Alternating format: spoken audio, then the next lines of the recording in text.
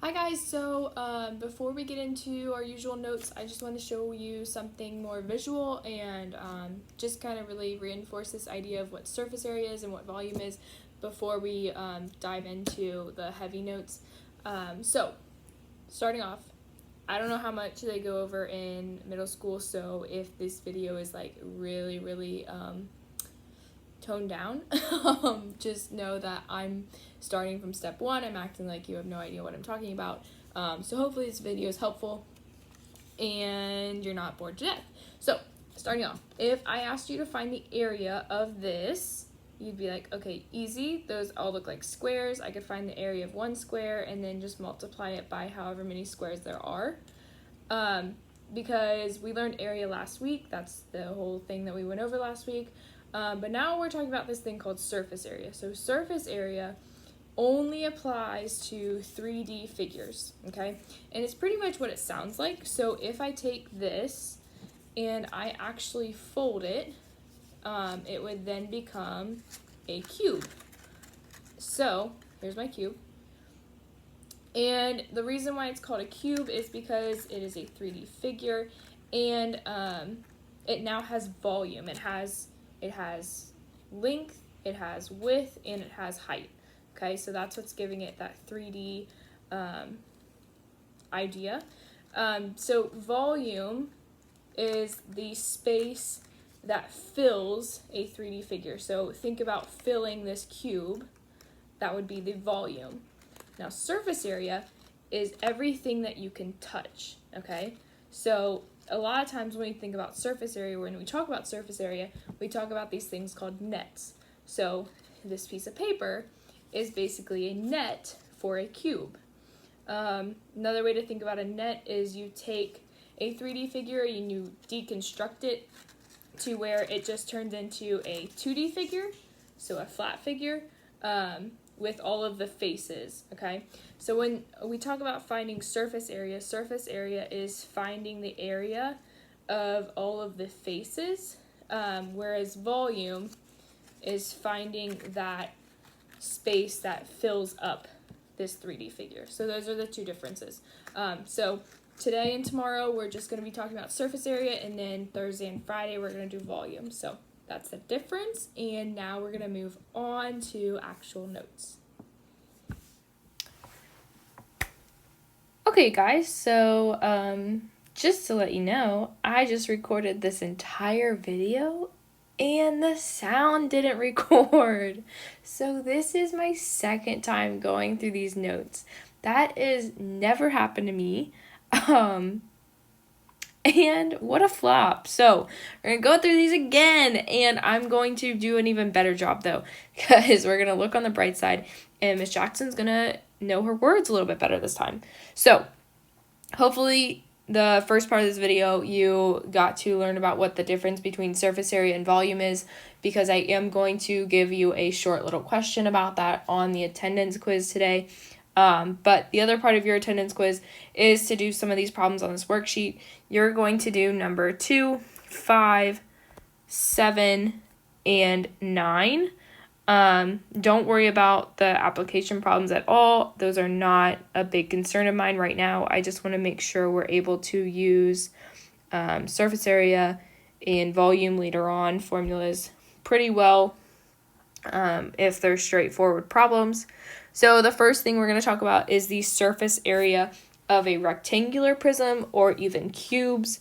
So cubes is also in here because a cube is just a very special rectangular prism. It would just be where all the length, width, and heights would all be the same. So it's in the same category as this. But with rectangular prisms, if you kind of think about deconstructing this and taking all the faces off, you would see that you're basically given two of the same length and width sides. So an example would be this like skinny one here would be the same area as this one here. So when you look at this surface area formula, it's always 2 times the length times width or 2 times length times height, because you're taking the area of one of these and just doubling it to account for that other face that is exactly like it. So I think these are probably the easiest ones because finding all the length, the width, and the height is pretty straightforward, and it will not mess up your problem if you call the length the width and the height the length. It doesn't really matter, just as long as you use all three of the measurements in your formula somehow. So I'm going to do number 1 and 3, and you should be able to get number 2 done pretty easily. So in number 1, I'm going to start off by saying that 9 feet is going to be my height, 13 feet would be my length, and 7 feet would be my width. Again, you can use different letters. That's just what makes the most sense in my brain. So then following my surface area formula, all I have to do is just take those numbers and plug them in wherever I see that letter in this formula. So it's first going to be 2 times L times W. So 2 times 13 times 7.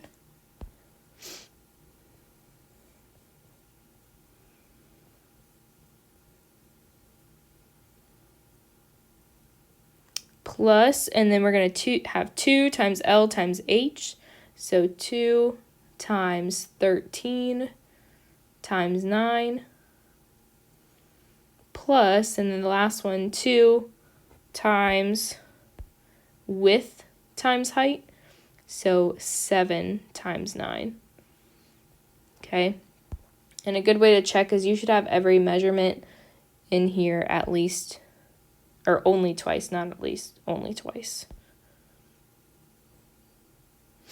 Okay, so then if I plug all this into my calculator, I am going to get a surface area of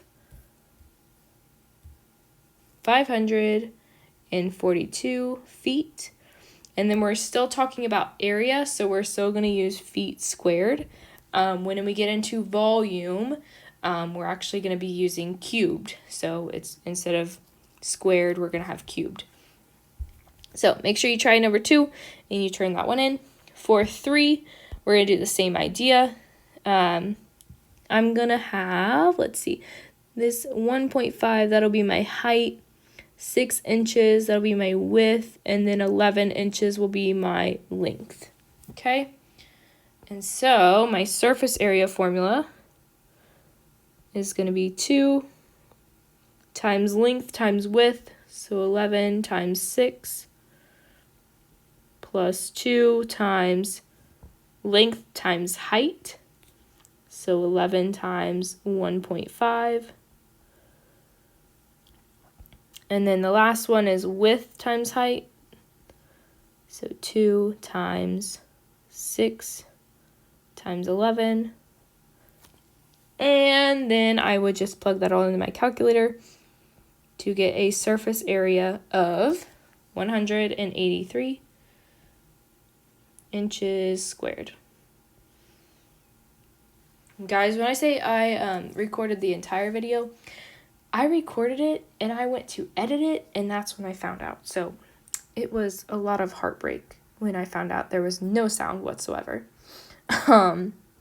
Okay, next thing we are going to talk about are all other types of prisms. Okay, so we're not going to talk about every single type of 3D shape today. We're just going to talk about prisms, and then the last thing is cylinders. With prisms, I think prisms are a little bit more confusing to think about because we get into this idea of like the area of the base, and some people can kind of mix up this with these other letters. So keeping track of what all of these letters actually mean, and not just using H as height, but it's actually the height between the bases. That's really important. So let me back up. So with these, you're going to have some type of base that's not a rectangle, and that is going to determine part of your area. So before, we just had to take the area of rectangles over and over again. Well, now we have these 2 bases that are exactly the same, and then we have a bunch of, we have other faces that are depending on those bases, okay? So instead of having a new formula for every single type of prism, we just have to think about finding the area of the non-bases. So the area of the non-bases would be like these right here, the non-shaded part. And then we add in the area of the bases. So the non-bases are called your lateral area. So that's this LA. The lateral area can just be calculated by taking the height between the bases times the perimeter of the bases. So H and P, pay attention to what H and P mean. And then the uppercase B is the actual area of the base. So that's going to be when you need to use all the area formulas we learned last week. So that's why it's really important to have all of those areas written out on one sheet of paper so that you can easily use it and you're not just flipping back and forth between all your notes. But I'm going to tell you right now, typically the only type of prisms that we're going to see are triangles and trapezoids. So knowing your triangle area formula and your trapezoid area formula, those are the two big ones for these problems. So for number 4, I am dealing with a triangular prism. Okay, so this triangle right here, that is determining what kind of prism it is. That is my base. So using that, I'm going to find now my h. So my lowercase h is the height between the bases. The height between the bases would be 16 centimeters right here. So h equals 16. And then I need to find the perimeter of the base. So my base is just this triangle. To find the perimeter, you take all of the sides and add them together. I only want the sides of that base. So I only need 9 meters, 12 meters, and then this side should be congruent to this base down here as well. So this side is also going to be 15.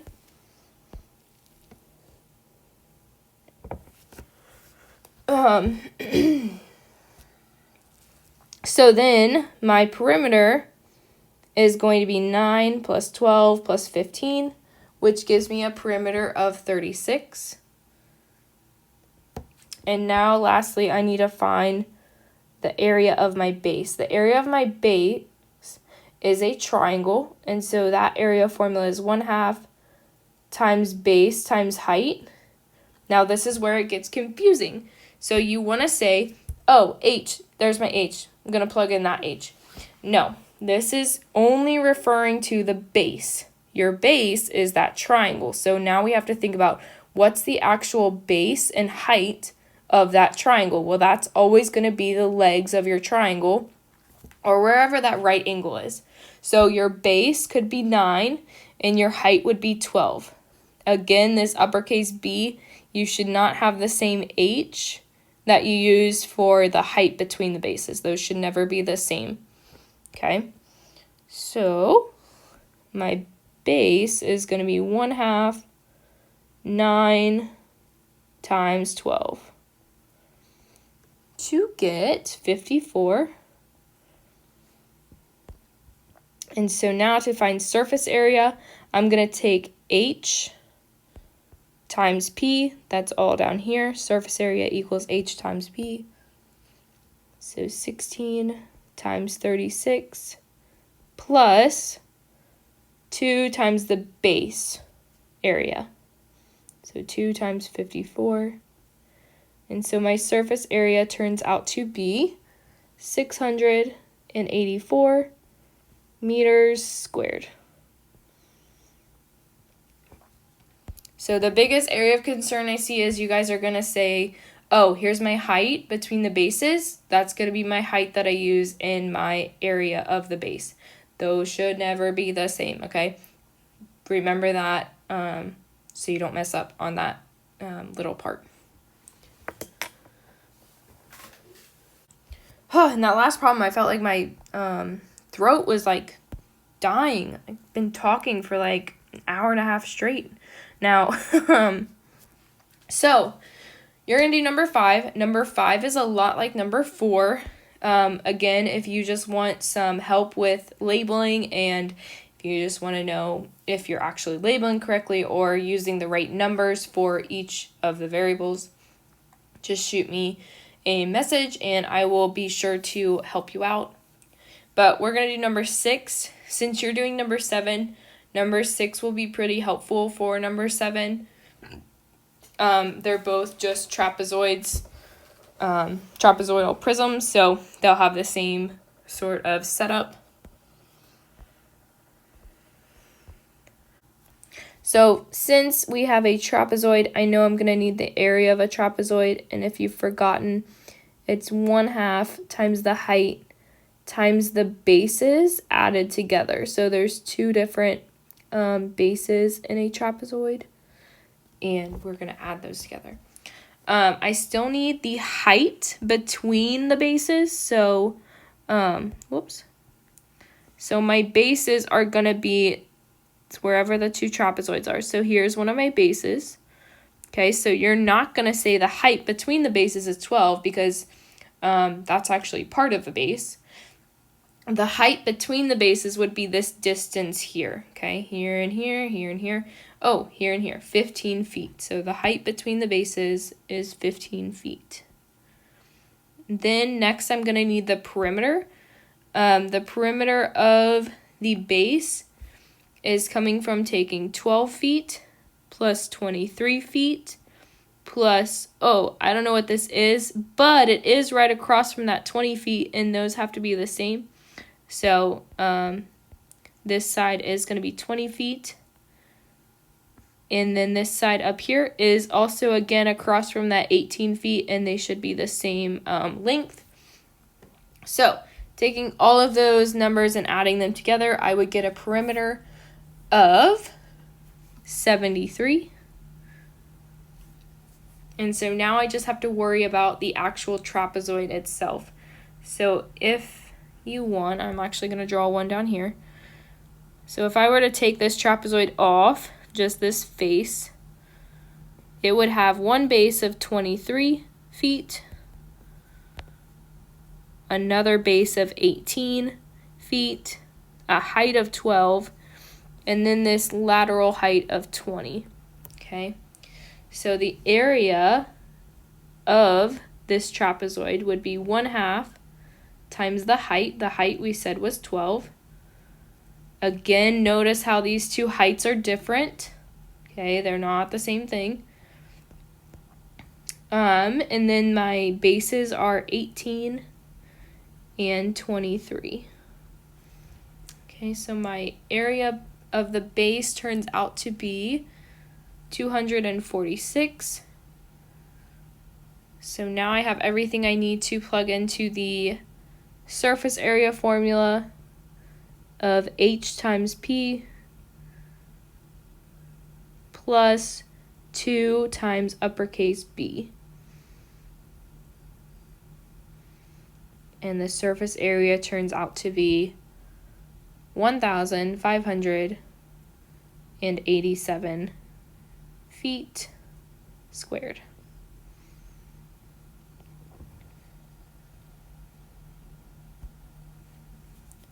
So for 7 and 8, the biggest thing I see for, well, not really for both of these, but for number 7, these tick marks are very helpful. They're telling you that these side lengths are all going to be 13 millimeters, so make sure you take that into account. This is actually one of the isosceles trapezoids that we talked about. There's nothing different with the area formula. It actually is a little bit nicer because that 13 will be the same on all sides, so it shouldn't be hard to figure out what it is. But if you get stuck on 7, go back to 6 and rewatch 6, and that might help you with 7 because they are very, very similar. In number 8, 8 has a little bit of a twist to it, but it's not much. Again, this is a triangular prism, so it's going to be a lot like number 4. There's just a little bit more work we have to do. I did put all of the formulas right here so we'd have them right next to us.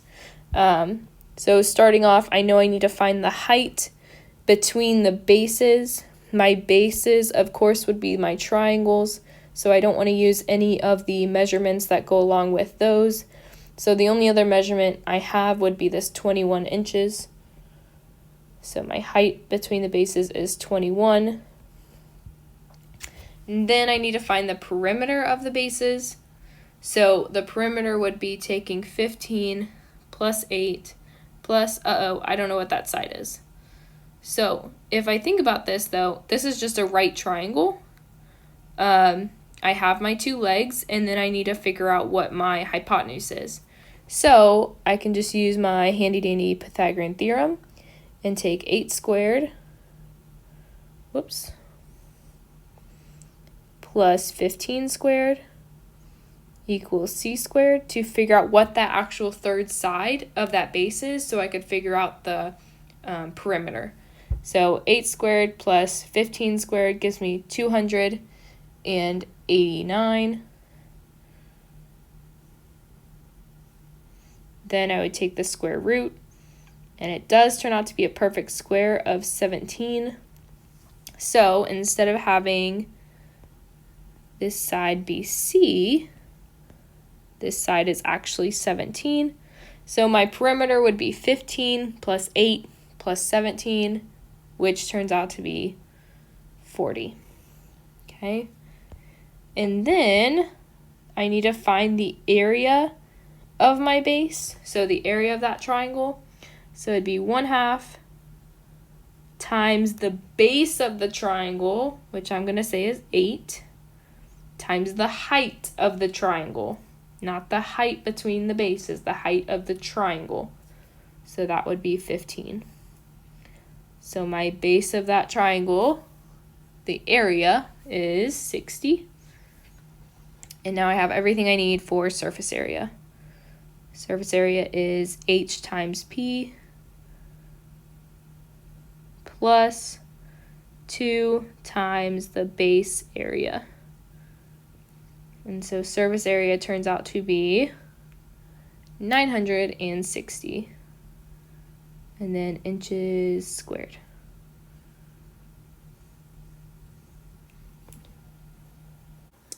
I don't know if I already mentioned this in the video. I probably already did. I'm mixing up what I said in the last one and this one. But don't worry about number 11 and 12. Those are just kind of more challenging problems that you are more than welcome to try if you are up to it. But they're not something I'm expecting you to know how to do for any tests or quizzes that we have. They're just there for an extra challenge. I can check them if you really want to do them and try them out, though. They're pretty good problems to really understand these formulas and the algebra behind them. So looking at 9 and 10, I thought I would give you number 9 to do instead of 10 for homework because 9 is very straightforward, whereas 10 has a little bit of an extra step. So the cylinder formula, I think, is another one that makes a lot of sense. If you look at the formula itself, you're taking 2 times pi r squared. Pi r squared is just the area of a circle. So if you think about it, a cylinder is just made up of 2 circles. So you're taking 2 times the area of one of those circles and then adding it to the area of this kind of rounded part that's giving it the height.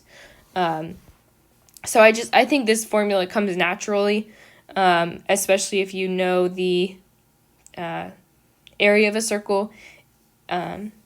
It's just kind of nice. And then this is coming a lot from the circumference of a circle, and they're just adding in that height portion. So looking at number 10, I am given the diameter of this circle, and then my height of this cylinder would be 9 meters. So I'm going to write that down as 9 is my height.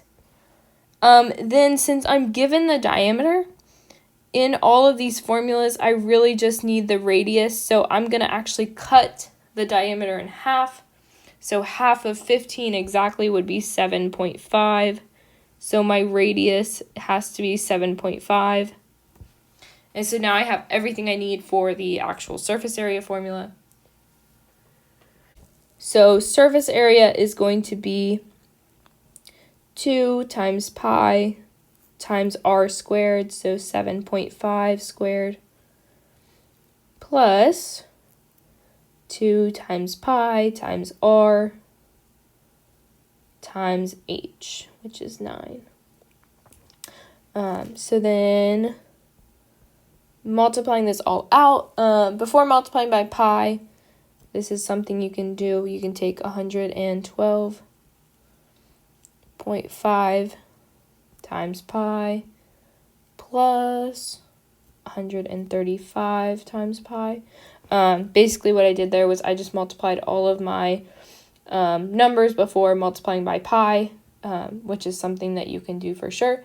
And then I'm just going to add these two together and then multiply by pi to get a surface area of 777.54 meters squared. And that is all I have. My voice, or my throat, I should say, is hurting so bad now. I really hope that is the last time I forget to turn on my microphone when I'm recording. But if you have questions, please reach out and I will be sure to do my best to help you. Reminder that I'm the most helpful before 3 p.m.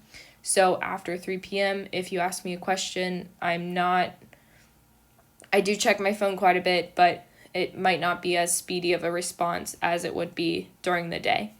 Okay, so make sure you try these problems and let me know if you need help.